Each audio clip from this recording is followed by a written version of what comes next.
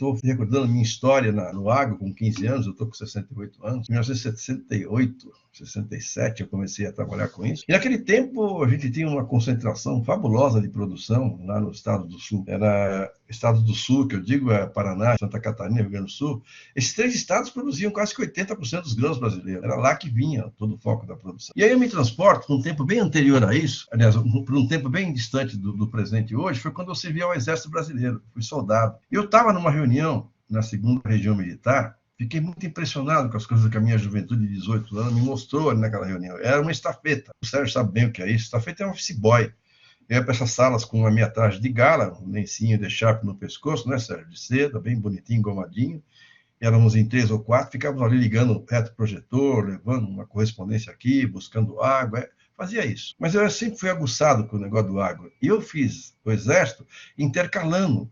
Eu já era funcionário da Agrosert, já tinha visão do agro. E fiquei lá porque me interrompeu a minha carreira profissional, porque eu fui convocado, não tinha como sair disso. Fiquei lá e fiquei vendo isso. Gente, essa reunião me deixa até hoje, eu me impressiono com o que eu vi ali. A discussão era plano com financeiros, com valores de 5 anos, valores mensais, valores globais anuais por mais 5, eram 10 anos, e visão estratégica de 50 anos. Puxa vida, isso nós perdemos muito disso, o Brasil só se evoluiu por causa do planejamento. Havia visão de futuro, preocupação com o futuro, percepção de tendências. De lá para cá, eu tenho visto que até a previsão do passado não é certa hoje em dia. A gente não consegue prever nem o passado, que o passado se modifica no presente de hoje. As histórias são contadas diferente e as coisas não são exatamente como eram. Então, a gente perdeu muito disso de planejamento.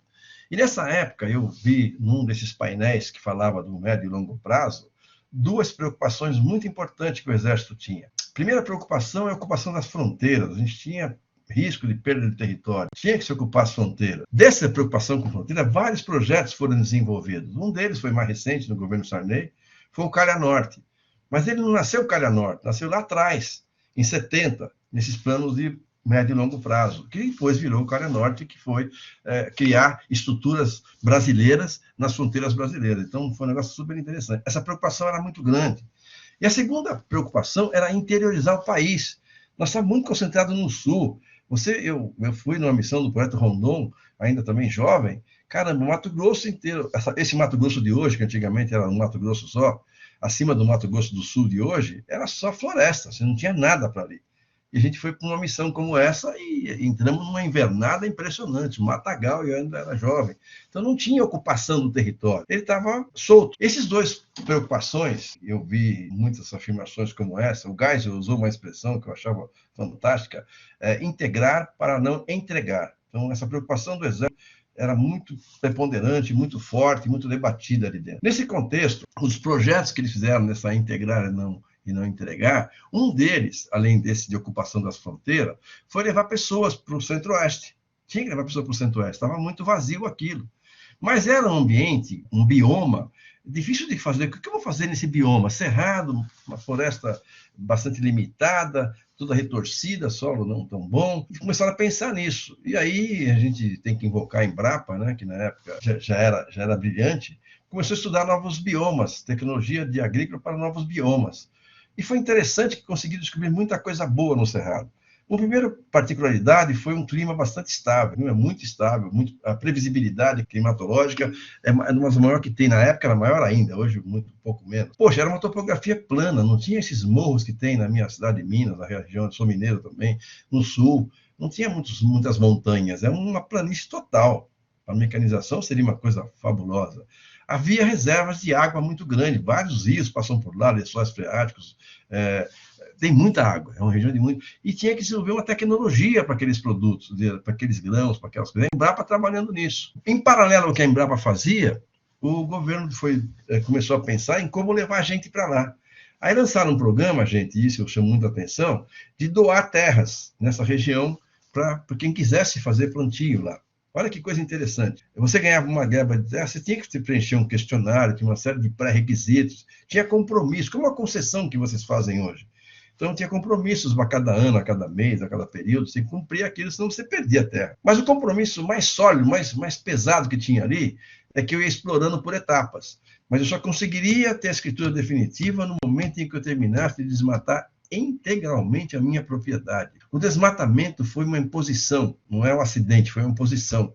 E hoje criticam que desmatou, mas caramba, que resposta que deu aquilo?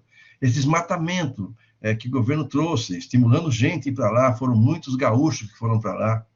E o modelo era bastante privilegiado, porque o cara vendia uma terra, depois que ele ganhou essas terras, ele passou a comprar outros vizinhos, porque ele vendia uma serra aqui no sul por um preço alto e comprava muitas áreas lá no centro-oeste por um preço muito baixo.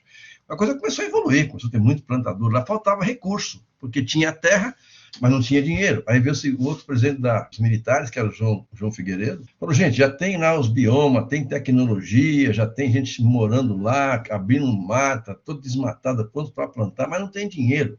Aí lançou essa campanha do Plante que o João garante. Olha que interessante, isso era em 1980. A meta era chegar em 60 milhões de toneladas. Era um alvo absurdo. Será que chegam lá? O João dava dinheiro mesmo. E foi assim, gente, que começou a se formar esse novo bioma do centro-oeste brasileiro, que hoje é quase como um corn belt americano, a região que produz grão nos Estados Unidos. Fantástico. Grandes produtores, tecnologia de ponta. É uma agricultura invejável. Não que os outros não sejam, mas saíram do nada. Não tem herança ali, saíram do nada. E construir um negócio pujante e fabuloso.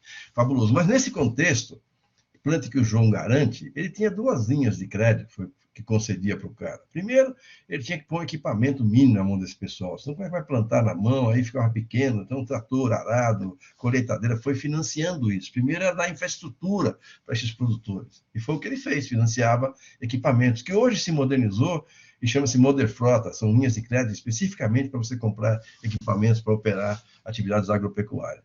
E depois começou a dar dinheiro forte para custeio, para girar cada cifra. Isso não é pecado, gente, que o mundo inteiro, a agricultura é uma atividade de capital altamente intensivo. Nenhum dos grandes países produtores de grãos produz com o recurso do próprio produtor. Não há capital que aguente isso. Tem que haver uma cadeia de financiamento disso. E o governo, nos países que são bem desenvolvidos, teve papel preponderante em saber conduzir esses financiamentos para chegarem no status produtivo que eles têm hoje. Houve muito mesmo participação de governos, e nós tínhamos que fazer a mesma coisa. Agora, o problema que gerou nisso, a cultura que trouxe para isso, é que os agricultores pensavam assim, isso já estava desenvolvido, já estavam produzindo, já tinha mais terra. Quando eles tinham um ano bom, em vez de ele pagar as dívidas, ele comprava mais terra, ou comprava mais equipamento, e não pagava as dívidas, e repactuava essas dívidas. E quando ficava ruim, que perdia, aí não pagava mesmo.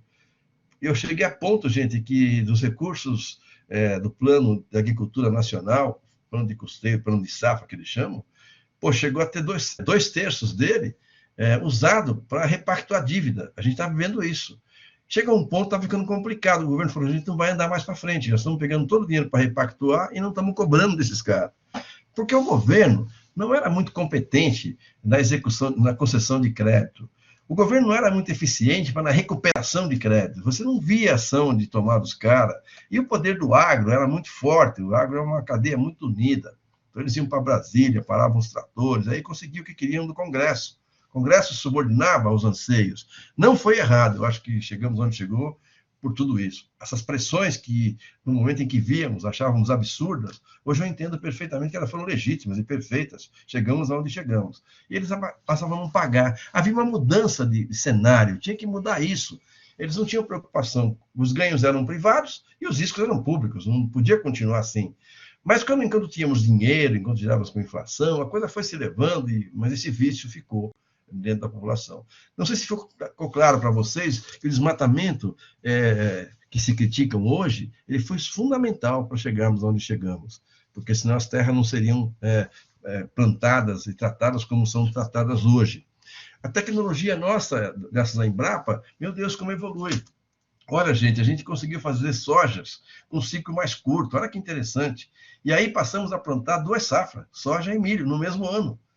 Devemos isso à Embrapa, gente. Ela que fez esse tipo de desenvolvimento para a gente. Levou ela para o cerrado com muitos dias de sol, traz uma planta precoce, tanto no milho como na soja, e consegue já 2 ciclos, sem nenhum risco para o produtor rural. A gente tem que tirar o chapéu para esses órgãos. Eu tenho uma admiração tão grande pela Embrapa que vocês não imaginam. Tem muito a ver com a nossa economia, com a nossa pujança no agro internacional. Não devemos nada para ninguém. Conhecemos tudo que os outros conhecem. Só não temos capital para multiplicar isso, para tirar aquela soja de 50 por hectare por 124 que eu comentei com vocês agora há pouco. Nós sabemos fazer isso. Nos falta recurso. Esses recursos vão chegar, eles vão chegar, porque o mundo passa por uma crise de confiança. Tem muito dinheiro parado no estábulo. O cara não quer pôr para trotar, tem medo. Onde é que eu vou pôr esse dinheiro? Hoje ter dinheiro é um problema. Tem banco com inflação negativa. Você tem que pagar para o banco para guardar. No Japão está muito comum isso. Não é falta de dinheiro, o dinheiro está lá. Mas eu tenho que colocar esse negócio no lugar que eu confio. A confiança é fundamental para me ter esse dinheiro rentabilizado. Vocês vão ver logo, logo, você pagar aqui no Brasil um dinheiro para o cara guardar, tomar conta do seu banco. Já está assim no Japão, já está assim em vários países do mundo. Não tem onde aplicar dinheiro. Então tem que achar coisas sérias. Passamos por crises incríveis aí, a de 2008, a dos subprimes, deixou a credibilidade no chão. Foi uma crise puramente de credibilidade, não se confiava mais. Não faltava dinheiro, faltava confiança no sistema, nas indústrias, no comércio, nas políticas internacionais, nas crises dos países, faltava isso, mas o dinheiro estava lá. E está esse dinheiro procurando um caminho para colocar em cima dele esse dinheiro. E o agro é o que mais oferece, mas algumas coisas terão que ser feitas daqui para frente. E aí, amigos, gostaram do filme? Se gostaram, dê um like, compartilhe com a sua comunidade, inscreva-se no canal e aperte o sininho, que assim toda versão nova chega no seu smartphone automaticamente. Muito obrigado!